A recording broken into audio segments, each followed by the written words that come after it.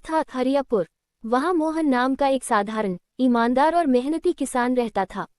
मोहन के पास बस थोड़ी सी जमीन थी, लेकिन उसका दिल बहुत बड़ा था। वह हमेशा कहता, जमीन चाहे कम हो, पर मेहनत बड़ी होनी चाहिए। एक साल गांव में बड़ी समस्या खड़ी हो गई। अचानक बरसात बंद हो गई और खेत सूखने लगे।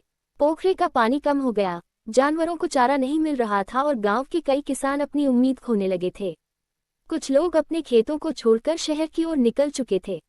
लेकिन मोहन ने हार नहीं मानी। उसने कहा, अगर मैं खेत छोड़ दूंगा तो ये मिट्टी मुझे कैसे पहचानेगी। उसने अपने खेत को बचाने का फैसला किया। वह रोज सुबह जल्दी उठता, कुएं से खुद पानी भरता और रस्सी से बांधकर घड़े घड़े पानी अपने खेत तक ले जाता। उसका शरीर थक जाता था, लेकिन उसका इरादा नहीं। गांव वाले उसे देखकर कहते, मोहन, अकेला इंसान मौसम को नहीं बदल सकता। मोहन मुस्कुराकर जवाब देता, सही कहा, इंसान अपनी कोशिश जरूर बदल सकता है।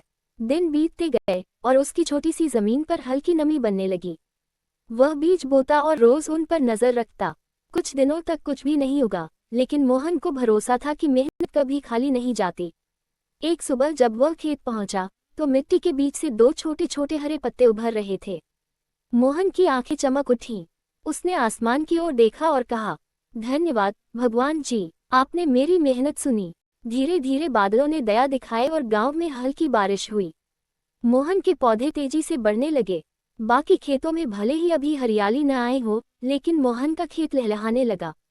ये देखकर गांव वाले हैरान थे। उन्होंने उससे पूछा, मोहन, तुमने ऐसा क्या किया जो हमसे नहीं हो पाया। मोहन ने मिट्टी को हाथ में लेकर कहा, फर्क सिर्फ सोच का है। खेत तभी हरे होते हैं जब किसान के मन में उम्मीद हरी रहती है।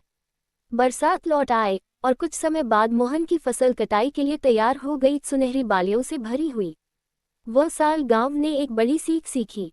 तारांकन मेहनत का उजाला सबसे अंधेरे वक्त में भी रास्ता दिखा देता है।